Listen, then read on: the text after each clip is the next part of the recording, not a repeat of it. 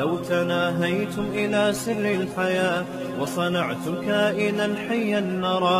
لوگ اپنے پیر و مرشد سے چھپا رہے ہوتے ہیں اپنا پیسہ کہ ہمارے پیر صاحب کو پتا چل گیا نا میں پیسے والا ہوں, پیر ہی نہیں چھوڑے گا مجھے, پیر سے چھپا رہے ہوتے ہیں.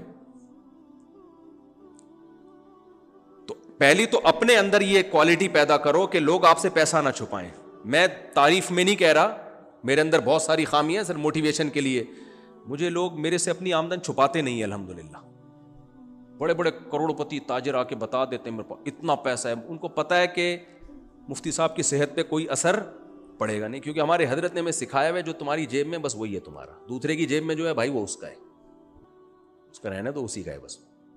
بہت لوگ آئے میری زندگی میں تمہارے پاس اتنا پیسہ ہے اتنا پیسہ, ماشاء اللہ اللہ اور برکت دے. کبھی نہیں میں نے ان سے پرسنلی بٹھا کے چندہ بھی نہیں مانگا, اپنے لیے نہیں چلو یار فلاں کے لیے, نہ چندہ بھی ہوگا تو عمومی بیان میں. تو وہ ڈرتے نہیں ہیں. ایک سیٹھ نے تو ایک دن میرے سامنے بول دیا, کہہ رہا یار مفتی صاحب اللہ کا بڑا فضل ہے, آپ کو آمدن بتاتے ہوئے ڈر نہیں لگتا. کہتے ہیں بعض مولانا, سارے نہیں ایسے ہوتے, نیک لوگ بہت زیادہ ہیں الحمدللہ مولاناؤں میں, لیکن کہتے ہیں آمدن بتاتے ہوئے ڈر لگتا ہے. وجہ اس کی ہے کہ پھر نہ دو تو وہ کہیں گے یار تمہارے پاس اتنا تو ہے, دیتے کیوں نہیں تم, پھر چھپا بھی نہیں سکتے نا. آپ نے کسی کو بتا دیا مجھے 10 کروڑ روپے ملے ہیں, اگلا آ رہا ہے آپ کا جگری دوست, یار 50,000 ادھار چاہیے, پرابلم چل رہی ہے. اب آپ بول سکتے ہو کہ نہیں ہے, کہہ رہے کہ ابھی تو بولے 10 کروڑ روپے ہیں, 50,000 بھی نہیں دے سکتا تو. پھر پرابلم بھی ایسی ہوگی, ماں مر رہی ہے, باپ مر رہا ہے, وہ اس کو ٹیڑھا ہوا ہے, وہ سیدھا ہوا ہے, وہ فالج ہوا ہے, وہ گردے خراب ہو گئے, اور عجیب قسم کی. تو یہ فراڈ بہت زیادہ ہوتا ہے اس میں. تو اب بہن کو وراثت ملتی ہے تو چاچے مامے پھپھے تائے سب ایسے جیسے دیکھ کا ڈھکن سارے کاروبار کے نام پہ لینا شروع کر دیتے. شوہر کا دل بھی آ جاتا ہے. بیگم سے کہتے ہیں بیگم ایکچولی حضرت خدیجہ رضی اللہ تعالی عنہ نے, پھر قرآن و سنت تو بہت یاد ہوتا ہے لوگوں کو ایسے موقع, حضرت خدیجہ رضی اللہ تعالی عنہ کے پاس پیسہ تھا, آپ کو ایک ایماندار شوہر چاہیے تھا, تو سید الانبیاء محمد صلی اللہ علیہ وسلم سے آپ نے شادی کی, اسی لیے شادی کی. تو میں بھی اس سلسلے میں حاضر ہوا, ٹھیک ہے نا, میں بھی ایماندار ہوں, پیسہ آپ کے پاس ہے اور صلاحیت اور ایکسپیرینس کس کے پاس ہے, میرے پاس, اور ہم دونوں تو ہیں ہی ایک جان. ہم دونوں کیا ہیں, ایک بیان تھا میرا جس کی وجہ سے امریکہ کی ایک مسجد میں پابندی لگ گئی, وہ بیان نہیں ہونے دیا. وہ یہ لطیفہ تھا جو میں دوبارہ سنا رہا ہوں اس کو تپانے کے لیے کہ دوبارہ لگا دے پابندی. تو ایک دفعہ کسی خاتون نے, بچے نے نا, امی نے بچے سے پوچھا بیٹا تم اسکول میں کیا پڑھ کر آئے ہو, جان کیسے نکلتی ہے؟ اسکول میں میڈیکل سائنس بھی پڑھائی جاتی ہے نا, جان کیسے نکلتی ہے؟ تو بچے نے کہا جان تو کھڑکی سے نکلتی ہے. اماں حیران ہو گئی, بیٹا کیا باتیں کر رہے ہو, جان کھڑکی سے نکلتی ہے؟ کہتی ہیں امی جب آپ گھر سے باہر جاتی ہو, پڑوسن آ جاتی ہے, جیسے ہی آپ بیل بجاتی ہو نا, ابو کہتے ہیں جان کھڑکی سے نکل جاؤ. بچے بہت خطرناک ہوتے ہیں, بچوں کے پاس نا راز بہت ہوتے ہیں. تو وہ بچہ سن کے یہ سمجھا کہ اس کو جان بولتے ہیں, یہ جان ہی ہے. ہر دفعہ ابا یہی بولتے ہیں جب بیل بجتی تھی نا, جان کھڑکی سے نکل جاؤ. تو بچہ یہ سمجھا کہ امریکہ میں میرا ایک بیان تھا, تو وہ صاحب نے پابندی لگائی کہ یار اس نے یہ لطیفہ سنایا, یہ اس کو نہیں آنے دیں گے. تو وہ دوسری مسجد میں, وہ سارا کراؤڈ الحمدللہ وہی لطیفہ سننے کے لیے وہاں پہنچ گیا کہ یار وہ دوبارہ سناؤ. خیر وہ بیان سننے کے لیے آیا تھا, لطیفہ سننے کے لیے نہیں. تو اللہ تعالیٰ کو معلوم تھی یہ بات, اس لیے اللہ نے فرمایا بچہ جب بالغ ہو جائے تو اس کی وراثت اس کے حوالے بولو نہ کرو. کیوں؟ اللہ کو معلوم تھا کہ یہ بھی کمزور ہے, اس کو چاچا بھی بیوقوف بنا سکتا ہے, اس کا ماما بھی اس کو کیا بنائے گا, بیوقوف. سارے نہیں چاچے مامے برے ہوتے بھائی, اچھے لوگ بھی ہیں. سارے برے ہو جائیں تو قیامت آ جائے گی نا, لیکن میجورٹی میں بہت لالچ ہے بھائی.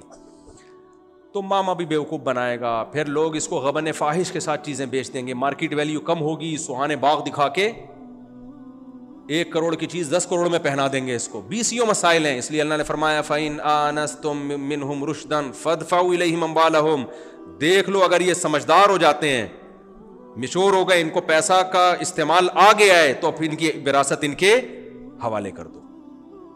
امام حنیفہ کی اللہ مغفرت فرمائے, ان کے درجات بلند کرے, انہوں نے یہاں بھی ایک اور اجتہاد کیا ہے.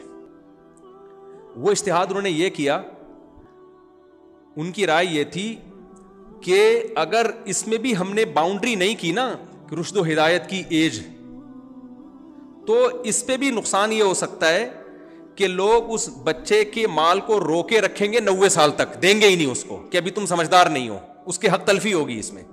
آئی بات سمجھ میں؟ لہذا امام صاحب نے کہا کہ بچہ بالغ ہو جائے تو قرآن کہتا ہے مال حوالے نہ کرو جب تک سمجھدار نہیں ہوتا, لیکن 25 سال کی عمر تک پہنچنے کے بعد اس کی سمجھداری کا فیصلہ کیا جائے گا. اب یہ ہو گیا ہے سمجھدار. بات آ رہی ہے سمجھ میں؟ کیونکہ یہ بھی اس بات کا بھی خطرہ ہے کہ چاچا ماما پیسہ رکھ لے, بیٹا تم ابھی نہ سمجھو, تم 4 شادیوں کی باتیں ابھی سے کر رہے ہو, لہذا تم کیا ہو, نہ سمجھ. تو پھر اس نہ سمجھی میں اس کے پاس پیسہ آ جائے وہ بہتر ہے بنسبت اس کے کہ سمجھداری کا انتظار کیا جائے اور اس کو پیسہ استعمال کرنے کا موقع ہی نہ دیا جائے. یہ بھی تو واضح نقصان ہے نا. نہیں آئی میرا خیال ہے بات, کہ بھائی وہ پیسہ اس کے حوالے اس لیے نہیں کیا جا رہا تھا کہ ضائع کر دے گا اور پیسہ استعمال نہیں کر پائے گا. تو استعمال تو اب بھی نہیں کر پا رہا, 25 سال کا ہو گیا تو عمر کتنی رہ گئی, آدھی عمر تو آپ نے اس کا پیسہ رکھ لیا, تو فائدہ کیا. تو امام صاحب نے باؤنڈ کر دیا کہ 25 سال کے بعد بہرحال اس کا پیسہ اس کے حوالے کیا جائے گا. بڑا بھائی چاچے مامے یہ کہہ کے نہیں رکھ سکتے کہ تم بیٹا نہ سمجھو, کوئی بات نہیں بھائی, اب نہ سمجھے یا نہیں ہے, پیسہ تو بہرحال اس کا ہے نا. سمجھ میں آ رہی بات؟ اور یہ 25 سال عمر نکالی کہاں سے امام صاحب نے؟ وہ نکالی ہے کہ یہ وہ عمر ہے جس میں انسان جلدی شادی کرے تو دادا بن سکتا ہے. تو کہتے ہیں وہ عمر جس میں انسان کے لیے پریکٹیکلی دادا بننا عملی طور پر ممکن ہے, اس میں بھی کسی کے بارے میں یہ کہا جائے کہ یہ سمجھدار نہیں ہے تو یہ غلط ہے. دیکھو بچہ بالغ ہو گیا, بالغ ہوتے ہی اس کی شادی ہو گئی, اور اس کا بیٹا بالغ ہوتے ہی اس کی شادی ہو جائے اور بچہ پیدا ہو جائے, تو یہ دادا 25 سال میں بن سکتا ہے. افسوس کی بات ہے نہیں بنے, لیکن پاسبل ہے. تو کہہ رہے ہیں یہ وہ عمر ہے جس میں نیچرلی نیچر آپ کو دادا بنا دیتی ہے. اگر آپ بننا چاہیں تو نیچر اتنی بڑی دھاندلی نہیں کرتی کہ آپ کے بچوں کے بچے پیدا ہو جائیں اور ابھی تک نیچر آپ کو سمجھدار نہ رکھے. یہ نیچر اتنی بڑی گڑبڑ نہیں کرتی. تو امام ابو حنیفہ نے یہاں اجتہاد کیا ہے فطرت سے, نیچر سے, کہ تاکہ اس کا مال ضائع نہ ہو. لیکن ان تمام باتوں سے پتہ چلتا ہے میرے بھائی کہ اسلام میں مالی لین دین کو کتنا اس کو قانون سازی کی گئی ہے قرآن و سنت میں, کہ لوگ ایک دوسرے کا مال ناحق طریقے سے نہ کھائیں. اس سے یہ تو بہرحال پتہ چلتا ہے, اور ہم کھاتے ہی ناحق طریقے سے. اور اس میں جو آج کل دھاندلیاں ہو رہی ہیں, قرضہ لے لیا ٹائم پہ واپس نہیں کر رہے, اس کے پیسے واپس نہیں, مزدور کو رلائے جا رہے ہوتے ہیں, اور کوئی کمٹمنٹ ہو گئی کسی سے, مکان خریدا, پلاٹ خریدا. کل ایک بندہ آیا, مجھے بڑی خوشی ہوئی, اس نے کہا کہ مفتی صاحب میرا بزنس میں نقصان ہوا, 1.5 کروڑ روپے کا قرضہ چڑھ گیا تھا آج سے 5-6 سال پہلے. تو کہہ رہا میں نے کہا 1.5 کروڑ کا قرضہ تم نے کیسے دیا؟ کہہ رہا آپ کا بیان سنا ہوا تھا اس لیے ذاتی گھر بیچ کے قرضہ دیا میں نے. اس کے یہ الفاظ تھے, آپ کا بیان سنا تھا کہ جب قرضہ چڑھ جائے تو لوگ ادھر ادھر سے دوسروں سے قرضہ لے رہے ہوتے ہیں, تو میں ان سے کہتا ہوں بھائی اپنا گھر بیچ کے قرضہ دو. تو لوگ کہتے ہیں گھر تو ہماری ضرورت ہے. تو بھائی گھر آپ کی ضرورت ہے, ذاتی گھر آپ کی ضرورت نہیں ہے, آپ کرائے پہ رہو. دوسروں کے پیسوں سے ذاتی گھر کہاں سے ضرورت ہو گئی آپ کی؟ اور میں نے اپنی بھی مثال دی, میں نے کہا دیکھو میں کرائے پہ رہتا ہوں, تو میں نے تو نہیں اس وقت تک بہرحال نہیں بنایا تھا, میں نے ابھی بھی نہیں بنا میرا, لیکن بنا بھی سکتے ہیں. گھر بنانا کوئی بری چیز نہیں ہے, اگر اللہ نے اضافی دیا آپ کو تو آپ کھاؤ پیو, اور جو اضافی ہے تو گھر بنا لو, کوئی پابندی نہیں ہے. دیواروں اینٹوں سے دل لگانا اور گھر نہ ہو اس کی ٹینشن لینا, یہ دنیا سے محبت کی علامت ہے, مسافر خانہ ہے بھائی. تو مجھے اتنی خوشی ہوئی, میں نے کہا یار ایک تو انسان کا بچہ نکلا نا, ٹھیک ہے, ورنہ کیا ہوتا ہے 1.5-2 کروڑ کا نقصان ہو گیا تو منہ پہ عجیب سی بے رونقی سی آ جاتی ہے, یار بھائی اللہ کے نام پہ کچھ زکوٰۃ دے دو, پیسے دے دو, یار فراڈ ہو گیا, یہ ہو گیا. اور آپ کو 1.5 کروڑ کورٹ سے تو وہ نہیں نکلوا سکتا تھا, کورٹ سے کوئی بھی نہیں. آپ وکیلوں سے آپ رابطہ کرو, آپ کے کسی کے پاس 1.5 کروڑ ہے, کورٹ میں کیس کرو, آپ کے 25 کروڑ لگ جائیں گے, 1.5 کروڑ وہ نکلیں گے نہیں آپ کے. قانون بھی یہی کہتا نہیں ہے جاؤ دفعہ ہو یہاں سے, آئے کیوں ہمارے پاس, جج صاحب بولے گا کہ دیے کیوں.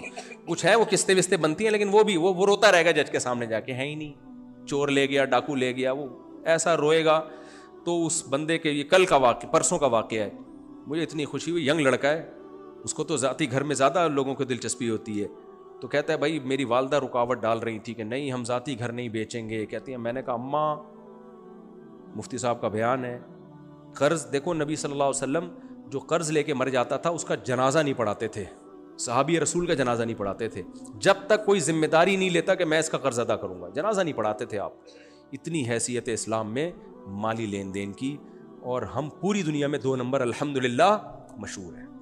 پوری دنیا میں پاکستانیوں کا جو امیج ہے نا، لوگ بزنس کرنا پسند نہیں کرتے، کاروبار کرنا پسند نہیں کرتے، اس میں داڑھی ہو بغیر داڑھی ہو، ٹوپی ہو بغیر ٹوپی ہو، سب برابر، سوائے چند لوگوں کے جن کو اللہ نے اس حرام کاری سے بچایا ہوا ہے.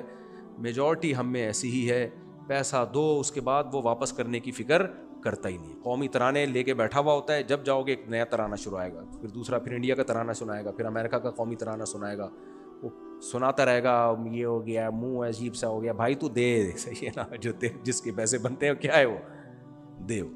تو اللہ تعالی ہمیں لوگوں کی حق تلفی سے بچائے، مالی لین دین میں اللہ ہمیں 1 نمبر بننے کی توفیق عطا فرمائے. ہوا و حرص والا دل بدل دے،